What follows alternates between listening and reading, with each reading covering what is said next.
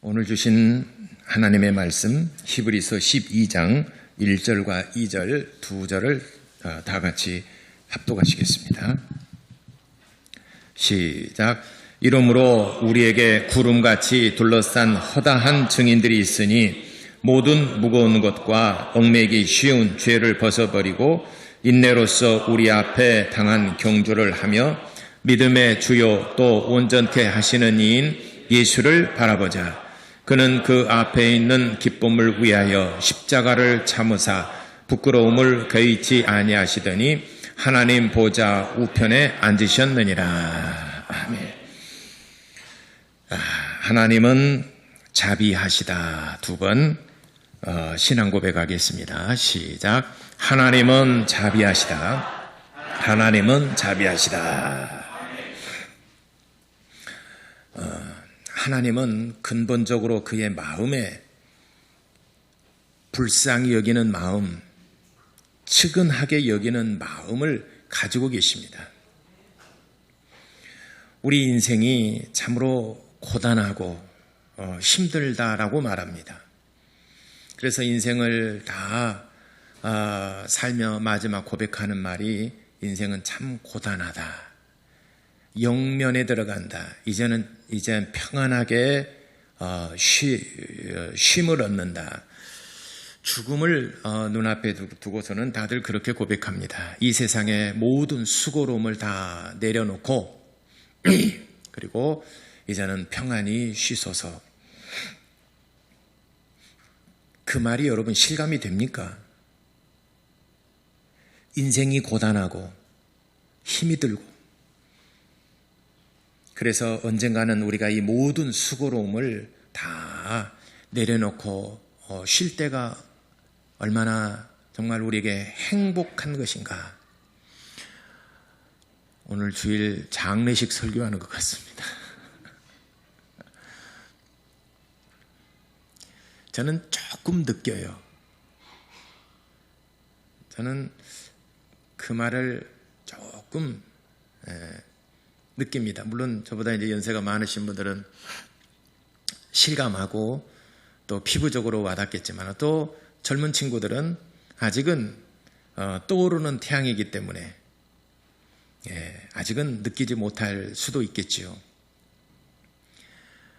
이 세상의 모든 이치가 우리의 인생과 흡사 비슷하듯이 아침에 떠오르는 태양은 눈부십니다. 그리고 아주 굉장히 강렬합니다. 그러나 이제 지는 해는 온화하고 따뜻합니다. 포근하고 온 세계를 감싸면서 이렇게 우리의 마음을 참 평안하고 차분하게 만듭니다. 아침 햇살은 우리의 마음을 들뜨게 만들고 흥분하게 만들고 굉장히 강렬한 인상을 받습니다. 여러분들의 태양은 지금 어디쯤에 있습니까? 그래서 사람들이 말하기를 인생은 참 수고로움이다, 고단하다, 피곤하다. 그런데 여러분 인생을 살면서 제일 고단하고 제일 피곤하고 제일 힘든 일이 무엇입니까? 뭐가 그리 힘듭니까? 어떤 사람이 오래전에 저에게 물어봐요. 목사님 뭐가 그리 힘드십니까? 목사님 뭐가 제일 힘드십니까? 대뜸 물어봐요. 집사님이. 뭐가 힘들까? 여러분 목회자의 그 삶, 목회라는 게 여러분 힘들다라고 생각하시는 분도 있지만 어떤 사람은 목사님이 성직자인데 무슨 마음의 평안을 무슨 마음의 근심 걱정이 있겠습니까? 목사님은 돈도 필요 없고 목사님은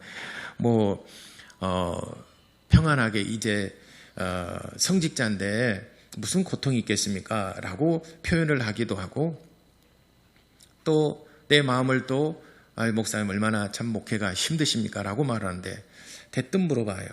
목사님 목회 뭐가 힘듭니까? 성도 수가 적은 것 때문에 힘든가?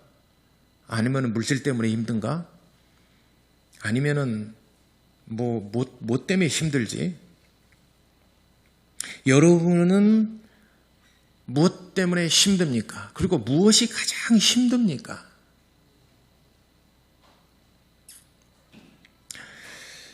이 모든 어쨌든 이 수고로움, 이 모든 고통, 우리가 감당하기 힘들 만큼 우리의 마음을 짓누르고 우리에게 정말 힘들게 만드는 이 모든 것들은 전부 다 죄로 말미암아 날라온 열매들입니다. 죄 때문에 발생한 것들입니다. 원인이 없는 결과는 없어요. 우리가 원인은 모른다 칩시다. 어떤 일의 결과가 나왔어요. 결과가 있다는 것은 반드시 원인이 있다는 것입니다. 우리가 처음에 시작은 또는 원인은 왜 이런 일이 일어나는지는 몰라요. 그렇지만 어떤 결과가 나와 있어요. 이 결과라는 것은 원인이 있기 때문에 결과가 있는 거예요. 그래서 과학자들은 이 결과를 놓고 역추적해서 찾아가서 이 원인을 밝혀내려고 하는 것이 과학의 발전입니다. 인문사회과학이든 자연과학이든 간에 과학의 발전입니다. 왜 사람들이 이런 마음을 가질까라고 하는 것을 모든 사람들이, 많은 사람들이 이런 마음을 갖고 있는데 왜 그런 마음을 가질까라고 역추적해서 원인을 밝혀내서 이것 때문에 그렇다라고 하는 것이 인문사회과학이고, 자연과학은 이 물건을 이렇게 이렇게 놓으면은 모든 게 다 아래로 떨어지더라. 결과입니다. 왜 그럴까? 그리고 큰 바위가 됐든 모래알이 됐든 간에 물속에 전부 다 물속에 가라앉더라. 모든 결과가 그렇게 나오더라. 왜 그럴까? 그걸 역추적해서 원인을 밝혀내는 것이 자연과학입니다. 어쨌든 이 과학은 우리들이 살고 있는 모든 삶을 수치로 표현하고 그걸 원인을 밝혀내려고 하는 것입니다. 그래서 원인이 없는 결과는 없고 결과가 있다는 것은 반드시 원인이 있다는 것입니다. 우리 삶이 인생이 고통스럽고 고단하다. 왜 그럴까? 역으로 역추적해서 발견해내고 해보니까 어떤 사람은 이것 때문에 고통스럽다. 어떤 사람은 이것 때문에 고통스럽다. 라고 말하는데 이 모든 인간의 고통은 전부 다 죄로 말미암아 맺혀진 열매들입니다. 죄 때문에 고통을 당하는 것입니다. 그래서 우리 인간이 죄로 말미암아 이런 많은 고통을 당하는데 전도서 1장 8절 솔로몬은 이렇게 고백합니다. 모든 만물의 피곤함을 말로 다 할 수 없으며 눈은 보아도 족함이 없고 귀는 들어도 족함이 없도다. 그러니까 피곤한 거예요. 모든 만물이 피곤하다는 것을 사람이 말로 다 표현할 수 없어요. 지금 피곤하잖아요. 살아가면 살아갈수록 피곤합니다. 어린 갓난아이들은 아직 피곤을 몰라요. 이제 어린이집 갑니다. 어린이집 안 가려고 그러잖아요. 어린이집 안 가려고 그러잖아요. 왜 그럴까요? 어린이집 가면 피곤해. 어린이집 가면 피곤해요. 집에 있으면 마음대로 엄마가 아빠가 다 받아주는데 가면은 그래도 어쨌든 간에 피곤해. 유치원 들어갑니다. 좀 더 피곤해져요. 초등학교 들어갑니다. 이제 공부를 해야지 돼 이제. 응석바지가 안 돼요. 그러니까 선생 무서워서 학교 못 다니고.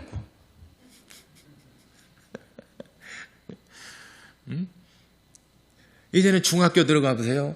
그러면 이제 대학 입시라는 것이 먼 발치로 보이고 이때부터 이제는 마음에 공부를 해야 된다는 부담감이 있죠. 고등학생이 됐어요. 이제는 눈앞에 다가왔습니다. 금방 지나갑니다. 대학생이 됐어요.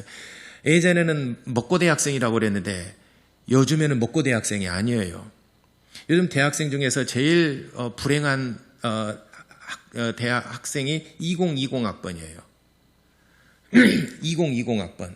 왜 제가 그 신문에 보니까 2020학번이 제일 불행하다. 2020학번 있죠. 학교 못 다니겠죠. 왜 이 2020학번이 가장 불행한 학번인가 봤더니 학교 등교도 안 해. 친구들이 누군지도 몰라. 어쨌든 대학 생활은 MT라는 것도 있고 과별로 모여서 무슨 회식 자리도 있고 과별로 모여서 과 사무실도 있고 과 사무실에 가게 되면은 학회도 있고 여러 그런 것들을 이용할 수 있는 것들이 많고 서로 정보도 서로 교환하고 친구들끼리 끼리끼리 가서 커피숍에 가서 차도 마시면서 음악 들으면서 이런 수다도 떨고 낙서도 하고 이런 낭만이 있는 곳인데 전혀 친구도 몰라요. 얼굴도 몰라요. 이름도 몰라요. 학교도 안 가요. 그리고 1년 지났어요. 지금 2년 지나고 3년째까지 그럴 가능성이 있어요. 그러다 보면은 3학년 때도 취업 준비해야 되죠. 4학년 때는 이제 3, 4학년 때는 취업을 준비해야 되죠. 대학생을 졸업했지만 학생들 얼굴도 몰라. MT도 없어. 과 사무실을 가보지도 못해. 뭐 교수님 얼굴도 잘 못 봐. 그러니까 제일 불행한 학번이 2020 학번이라고 그러더라고요. 참 그렇겠구나. 많은 공감을 했습니다. 전도서 기자는 모든 만물이 피곤함을 다 말로 할 수 없으니 다 피곤한 세상입니다. 고등학교만 졸업하고 대학생 되게 되면 이제는 정말 하고 싶은 것 하고 싶지만은 또 그게 뜻대로 안 돼요. 요즘에는 대학생들 졸업하고 청년들 일자리 하나 구하기가 하늘의 별 따기지 않습니까? 그래서 직장 잡는 기간이 길어지다 보니까 결혼도 자연히 늘어나게 되고 또 어떻게 결혼해서 애를 낳고 살다 보면은 그때부터는 행복 지수가 또 떨어져요. 또 육아 한다는 게 20년 고생입니다. 실질적으로 통계적으로 결혼해서 아기를 낳은 이후로부터 20년은 행복 지수가 떨어져요. 그만큼 아이를 양육한다는 것이 힘이 든다는 것입니다. 그러다 보니 이제는 나이가 들어요. 내 삭신이 아파요. 나이가 들면. 그게 인생이에요. 그러니까 인생은 계속해서 피곤함의 연속이고 고단함의 연속입니다. 그래도 젊었을 때는 금방 체력이 회복되지만은 나이가 들면은 이제 체력도 잘 회복도 안 돼요. 그래서 모든 만물이 피곤함을 말로 다 할 수 없으며 눈은 보아도 족함이 없고 귀는 들어도 족함이 없게 함이라.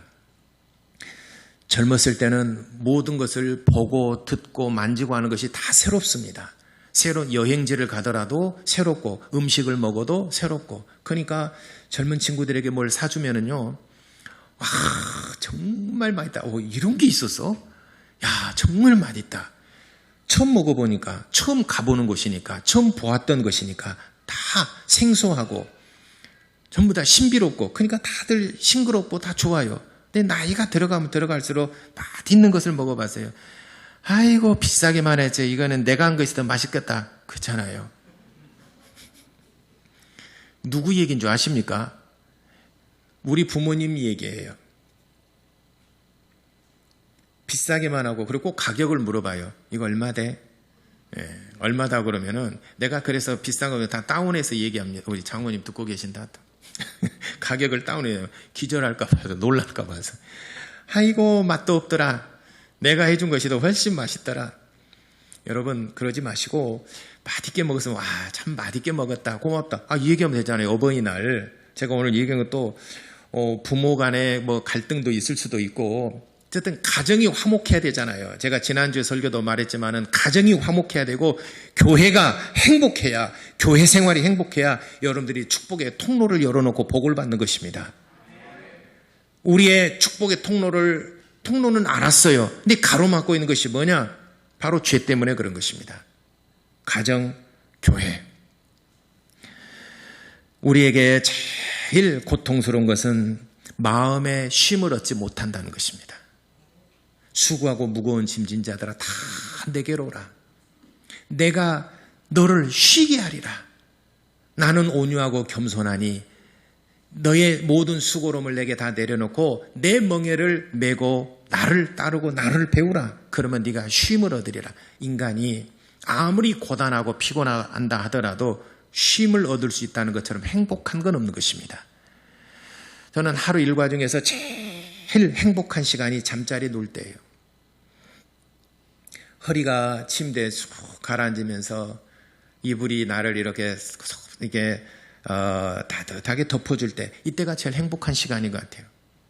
어떤 사람은 아침에 일어나서 기지개를 펴고 창문을 여니까 새가 와서 문 안에 인사하고 이른 아침에 잠에서 깨어 너를 바라볼 수 있다면 그렇습니까? 아침에 일어나서 여러분이 상쾌하고 아침이 제일 싱그럽고 아침이 제일 힘이 나고 가장 행복할 때이십니까? 대답더라. 내가 마스크를 쓰니까 내가 표정을 모르겠는데 다시 다 같이 불러볼까요? 아침에 일어나서 아내에게 이런 노래를 한번 불러줘 보세요. 이른 아침에 일어나서 그대를 볼 때 볼 수만 있다면 이 얼마나 행복한 일인가. 빨리 일어나! 늦었어.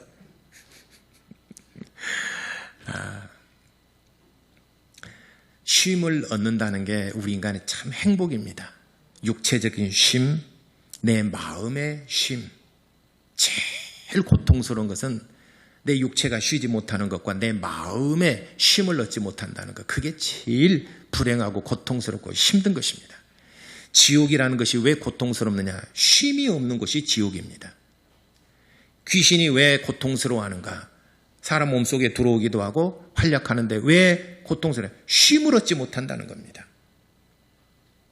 밤낮으로 고통을 당하고 쉼을 얻지 못하기 때문에 그것이 고통스러운 것입니다. 물론 가시덤불과 엉겅퀴 쓴 나물이 우리의 삶을 괴롭게는 하지만은, 그러나 그것도 우리에게 불행이지만은 그것보다 더 힘든 것은 내 마음이 쉼을 얻지 못한다는 것, 내 육체가 쉬지 못한다는 것.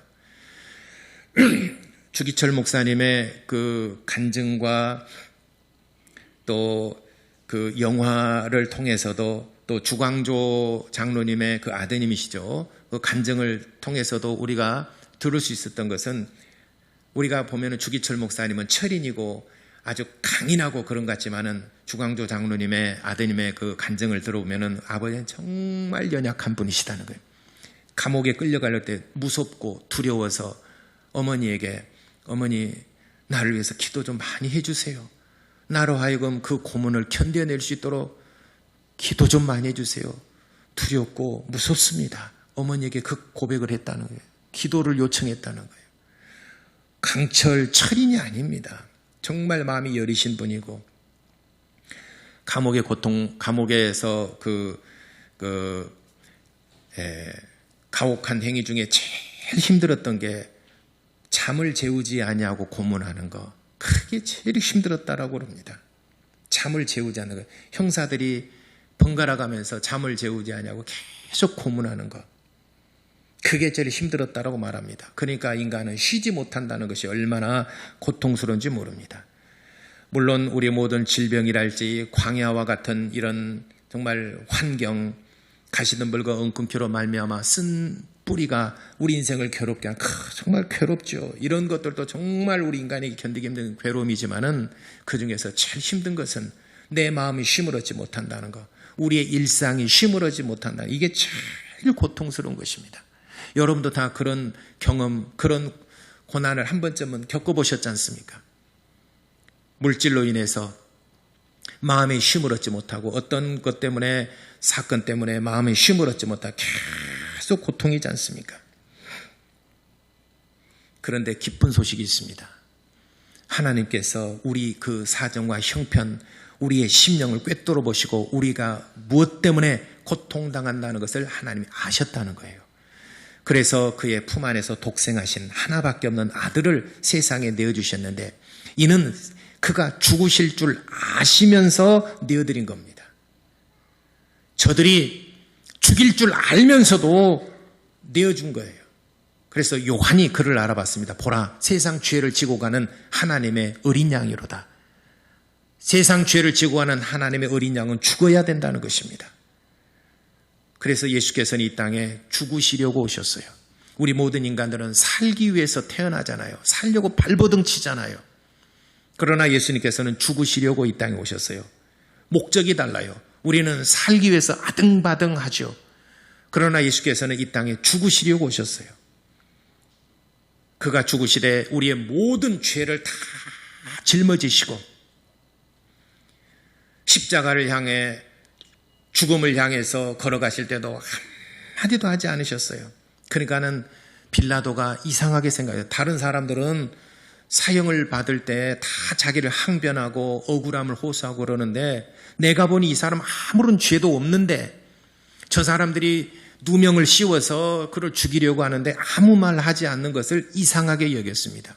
그래서 예수님께 물었어요. 왜 아무 말도 하지 않느냐? 저들이 말하는 소리를 네가 지금 듣고 있지 않느냐? 왜 아무 말도 하지 않느냐? 빌라도가 예수님께 물었어요. 그래도 아무 말씀하지 않으셨습니다. 왜냐? 우리의 모든 인생의 고난과 고통, 이 모든 인생의 불행을 짊어지고 죽으시기 위하여, 그래야 우리에게 기쁨이 있고 희망이 있고 쉼을 주실 수 있기 때문에 그런 것입니다. 예수께서는 쓴 잔을 받으시고 우리에게 단 잔을 주신 분이십니다.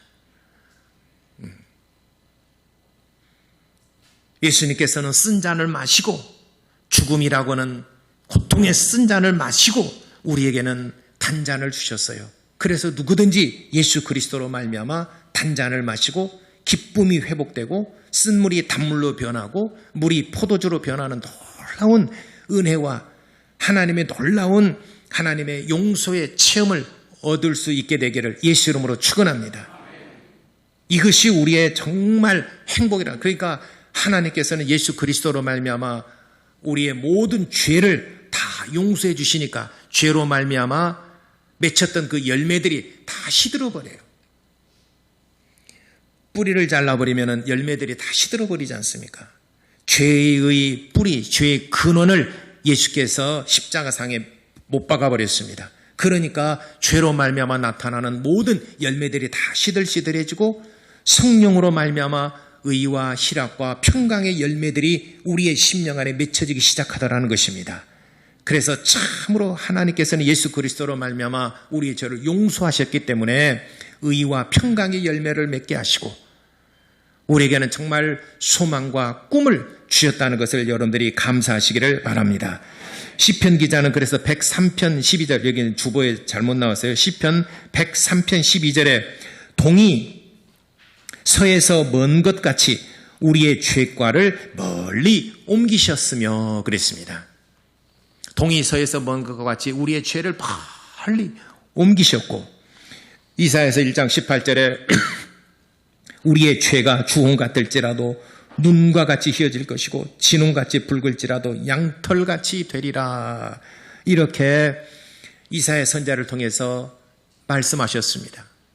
그래서 우리의 죄가 그렇게 붉고 그렇게 정말 고통스럽다 하더라도 양털과 같이 눈보다 더 희게 우리의 죄를 깨끗하게 씻어주셨다는 것을, 우리의 불행을 제거하시고 가시덤불과 은근기를 제거하시고 우리에게 행복을 주시되 마음의 쉼을 얻게 하셨다는 것입니다. 이것이 우리 인간의 가장 큰 행복인 줄을 믿으시기를 바랍니다. 오늘 이 성경 본문에도 말씀하셨습니다. 그러므로 우리에게 구름같이 허다한 증인들이 있으니 모든 무거운 것, 얽매기 쉬운 죄를 벗어버리고, 무거운 것, 마음의 짐, 무거운 것, 여러분 마음의 짐이 있고 무거운 것이 있습니까? 이것이 여러분들을 정말 고통스럽게 하는 것입니다. 이걸 내려놓지 못하니까 고통스러운 거예요. 내가 스스로 내려놓고 살지라도 내려놓을 수가 없어요. 안 내려져요. 예수님께서 내 마음에 있는 이 무거운 것을 가져가지 아니하시면은 스스로는 내려놓을 수가 없는 것입니다. 그러니까 예수께서 부르셨어요. 수고하고 무거운 짐진 자들아, 힘들지, 고통스럽지, 내게로 오라, 내게로 오라. 그래서 히브리서 기자는 믿음의 주요 온전케 하시는 이시는 예수를 바라보자, 예수를 바라보자. 그 앞에 있는 기쁨을 위하여 십자가를 참으사 부끄러움을 개의치 아니하시더니 하나님 보좌에 앉으셨느니라. 할렐루야. 믿음의 주요 온전케 하시는 이인 예수를 바라보자. 그래서 우리는 하나님께 큰 은혜를 입은 사람입니다. 용서라고 하는 은혜를 입은 사람입니다. 그러면은 여러분 마음에 쉼을 얻을 수 있을 것입니다. 그러나 용서받지 못한 사람은 여전히 마음의 고통을 가지고 평생을 살아갑니다. 이건 스스로가 내려놓을 수 없는 것입니다. 우리 한국에서도 영화로도 상영이 되었고 뮤지컬로도 수차례 공연이 됐고 책으로도 나왔던 빅토르 위고라고 하는 사람이 쓴 레미제라블이라는 그 책이 있습니다. 이 책의 주인공은 장발장입니다. 우리는 이 장발장이라는 이 주인공으로 더 많이 알려져 있죠. 제가 검색을 해보니까 빅토르 위고라는 이 작가가 노틀담의 꼽추라고 하는 책도 썼고 이 그 빅토르 이고가 죽을 때 국장으로 치러졌답니다. 국장으로. 참 멋있는 나라예요. 그래서 이 사람이 프랑스 혁명 그 당시에 소설가며 글을 쓴 사람이고 또 사회운동가였었는데 빅토르 이고라는 사람이 이런 그 작가가 죽었을 때도 국장으로 치러줄 만큼 아주 대단한 그 프랑스에 영향을 미쳤던 사람입니다. 레미제라블이라고는 그 책 속에 주인공 장발장이 나오죠. 여러분 뭐 뮤지컬이나 영화나 책에서 이미 다 알고 있는 내용이 빵 한 조각 훔친 것 때문에 19년을 감옥에 살잖아요. 너무나 배고프고 너무나 가난하니까 배고프고 조카들이 있고 그래서 빵을 훔쳐서 조카들에게 또 주려고 빵을 하나 훔친 것 때문에 19년형을 받습니다. 그래서 19년 너무 과하지 않느냐 논란이 많지만 어쨌든 탈옥을 하다가 잡히고 해가지고 가중 해가지고 19년을 살게 됐는데 이 사람이 한번 여러분 우리 입장에서 한번 생각해 봅시다. 빵 한 조각을 훔쳤는데 19년을 살았어요. 이 19년을 사는 동안에 마음속에 뭐가 싹트겠어요? 마음이 삐뚤어지죠. 사회에 대한 비관, 분노, 증오 뭐 이런 마음들이 19년 동안 자라난 겁니다. 19년은 적지 않은 세월이에요. 예. 그래서 19년을 살고 출소를 하면서 감옥 원래 이 사람이 처음부터 나쁜 사람은 아닌데 19년 감옥을 통해서 분노와 증오 이 마음을 키워가지고 나왔어요. 본래 감옥이라는 것은 교화하고 그래서 교정이라고 그러잖아요. 마음을 교정을 하고 교화를 해서 좋은 사람, 착한 사람으로 사회 일원으로서 활동할 수 있도록 만들어서 교화를 시켜서 내보내는 것이 목적인데 이 사람 마음속에 분노와 증오, 사회에 대한 삐뚤어진 마음만 가지고 나왔어요. 그런데 출소한 이후로 이 사람이 그렇게 살아갑니다. 그러다가 이제 미리엘이라는 주교를 만납니다. 그래서 미리엘이라는 주교가 거기에서 그 성당 안에서 기거를 할 수 있도록 배려를 해줬는데 그 은초대인가 은잔을 훔쳐갑니다. 근데 이 미리엘 주교가 거기에서 용서의 자비를 베풀어 줍니다. 이 사람이 또다시 범죄를 해서 고발을 해서 감옥에 들어간다면 평생 아마 감옥에서 이제는 인생을 마칠 수도 있어요. 자기는 영락 없이 이제는 그렇게 되려니 했는데 미리엘 주교가 용서를 베풀어 줍니다. 자비를 베풀습니다. 이때 마음이 흔들립니다. 장발장이 마음이 변화가 생깁니다. 그리고 거기에서 큰 깨달음을 얻고 사회에 나가는데 이 사람이 그때부터 변화되는 삶을 삽니다. 이제는 정말 착하고 정직하게 살아야 되겠다. 그 19년 동안 키웠던 마음을 순간에 점점 이것이 그의 인생의 터닝 포인트가 되어서 점점 마음이 녹아져 내립니다. 이 무렵에 프랑스 혁명이 일어납니다. 프랑스 혁명이 일어날 때 장발장을 따르던 또 장발장을 존경한 청년들이 그 형사 있잖아요. 못된 형사라고 오지 마던 충성스러운 형사잖아요. 끝까지 장발장을 추격하고 그를 죄를 잡아서 감옥에 가두려고는 자베르라고 하는 그 형사가 있습니다.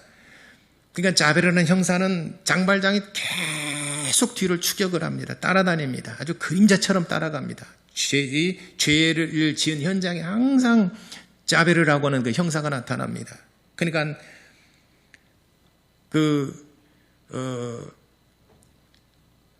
장발장 입장에서는 죽이도록 정말 밉고 증오하고 분노하고 죽이고 싶겠죠.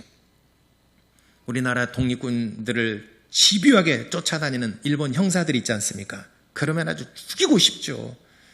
그런데 이 장발장을 따르던 젊은 청년들이 이 자베르를 잡았어요. 총으로 쏴 죽이려고 합니다. 장발장이 그 앞에 나타나서 총을 다 내려놔라. 그리고 자베르 형사에게 말합니다. 돌아가시오. 다시는 내 앞에 나타나지 마시오. 그러니까 이 자벨의 형사가 자기는 영락없이 죽을 목숨이고, 근데 누구보다도 장발장이 분노하고 해서 죽일 것인데 그를 용서하고 그냥 놔주라고 그럽니다. 청년들이 오히려 분노합니다. 아니 왜 이를 놔주냐고, 왜 이 사람을 단지 죽여야 된다고 총으로 겨누 죽이려고 그러는데 내보냅니다. 뒤돌아서 가다가 다시 장발장을 향해서 묻습니다. 장발장, 누구보다도 너는 나를 죽이고 싶어 할 터인데 왜 나를 용서하는 거냐. 그러니까 장발장, 저는 이 대사가 너무 마음에 들었어요. 세상에는 넓은 것이 참으로 많이 있소이다. 바다가 땅보다도 더 넓고 바다보다도 더 넓은 것이 하늘이요. 하늘보다 더 넓은 것은 용서라고 하는 관대한 마음이요. 그리고 장발장이 떠납니다. 이 자베르라는 형사는 자기 본업에 충성한 사람이었지만은 정말 냉혈인간이죠. 정말 차가운 냉혈인간이죠. 뒤돌아서면서 그 양 눈에 뜨거운 눈물이 쭉 흘립니다. 마음의 변화가 있었던 거죠. 그렇습니다. 용서라는 것은 사람을 변화시키는 힘이 있어요. 그러니까 장발장을 용서했던 미리엘 주교, 똑같이 자기에게 못된 짓을 했던 자베르를 용서한 장발장, 사람을 변화시킵니다. 권력과 힘이 사람을 변화시키지는 못합니다. 용서라고 하는 이 두 글자가 사람을 변화시키는 위대한 힘을 가지고 있는 것입니다. 하나님께서 예수 그리스도를 세상에 보내셔서 우리의 어떤 죄라도 다 용서하셨지 않습니까? 우리의 마음이 변화됐습니다. 저 또한 마음의 변화를 받아서 지금까지 하나님 앞에 충성스러운 일꾼요, 충성된 종으로 살아가고 있습니다. 물론 그렇게 더 살지 못한 것이 늘 미안하고 죄스럽기는 하지만 여러분, 그 세상에, 이 세상 그 어떤 것보다도 위대한 일은 용서라고 하는 것입니다. 그러니까 제자들에게도 예수님께서 가르치셨습니다. 마태복음 18장에 비유를 들어서 말씀하시되, 어떤 사람이 주인에게 1만 달란트 빚을 졌어요. 갚을 길이 없어요. 1만 달란트라는 돈은 1조 원이 넘는 정말 사람이 갚을 수 없는 돈입니다. 그래서 갚을 수 없어서, 그러니까 그 돈을 갚으려면 자기 가족들, 자식들 종살이를 하고 그 주인에게 충성을 해도 다 평생을 갚지 못합니다. 대를 이어서 갚아도 갚지 못할 큰 돈입니다. 그러니까 이 빚진 자가 주인에게 간절히 이런 자기 사정과 형편을 아뢰고 구합니다. 그러니까 주인이 그러면은 내가 너의 빚을 다 탕감해 주리라. 문서를 찢어버리겠다는 겁니다. 빚 문서를 다 찢어버리고 너를 이젠 자유케 하리라 해서 그에게 자유를 줬습니다. 집으로 돌아갔어요. 이 사람이 1만 달란트 빚을 탕감받았어요. 1조 원이 넘는 빚을 탕감받았어요. 얼마나 기쁨이 있었겠습니까? 경제적인 압박이 있었는데 얼마나 기쁨이 있었겠습니까?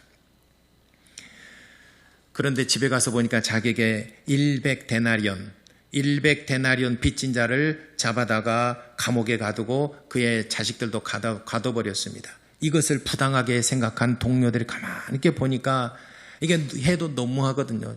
자기는 1만 달란트 빚을 탕감받았는데 100데나리온 빚진 사람을 감옥에 가둬가지고 갚을 때까지 이렇게 압박을 가하니 본 주인에게 얘기를 했어요. 주인님, 당신께서 1만 달란트 빚을 탕감해 이자가 이러이러이러한 일을 하였습니다. 그러니까 그를 잡아오라 하면서 누구든지 너희가 사람의 잘못을 너희가 너에게 빚진 자를 탕감해 주면은 너도 마땅히 너에게 빚진 자를 탕감해 줘야 되지 않겠느냐. 그래 마태복음 6장 주님께서 너희는 이렇게 기도하라 하고 기도를 가르치시고 난 다음에 그 후로 바로 마태복음 6장 14, 15절에 이렇게 말합니다. 너희가 사람의 잘못을 용서하면 나도 너희의 잘못을 용서하려니와 너희가 사람의 잘못을 용서하지 아니하면 나도 너희의 잘못을 용서하지 아니하리라. 주님께서 가르친 기도 후에 곧바로 이 말씀하셨습니다. 요한복음 20장에 예수께서 부활하신 예수님께서 제자들 앞에 나타나셔서 숨을 내쉬면서 성령을 받으라 하시면서 너희가 누구의 죄든지 사하면은 너희가 사함을 받을 것이고 너희의 죄를 용서하지 않으면은 너희도 용서함 받지 못하리라. 성령 받기 위해서도 너희가 먼저 죄를 용서하라. 그래서 용서라고 하는 것은 우리 기독교의 제일 큰 정신, 제일 큰 우리의 가르침입니다.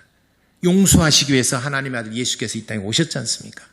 그런데 용서한다는 것이 그토록 힘들고 어려워요.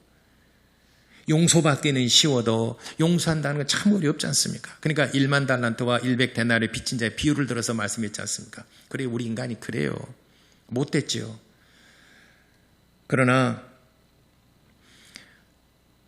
예수 그리스도께서 이 하나님의 아들이시지만은 그의 십자가의 희생으로 우리의 모든 죄악을 다 용서하셨으니 용서받은 자들은 또 다른 사람을 용서하는 그런 아량, 그런 사랑을 베푸시기를 예수 이름으로 축원합니다. 제가 레 미제라블 이게 그 장발장 얘기도 했지만은 장발장의 그 마음을 19년 동안 키워왔던 증오와 분노의 마음을 순간에 녹이고 그 마음을 변화시키는 것이 사랑을 베풀어 준 겁니다. 용서를 베풀어 준 겁니다. 또 이 자베르라고 하는 이 정말 냉혈 인간을 이 마음을 돌이키고 양눈에 뜨거운 눈물을 흘리게 만드는 것도 용서라고 하는 그 자비를 베풀어 준 겁니다. 우리가 하나님께 은혜를 입고 용서를 받았으니 우리도 또한 자비를 베풀고 용서를 하고 사랑을 베풀어주는 참 신자, 그래야 여러분이 행복해지는 것입니다. 그래야 우리가 복되고 우리의 삶이 행복해지고 우리의 삶이 기쁨이 넘쳐나게 되는 것입니다. 그렇지 않고서는 아무리 겉으로 치장하고 아무리 물질과 세상의 명예로 치장한다 하더라도 마음속은 여전히 무거운 짐을 지고 살아갈 수밖에 없는 것입니다.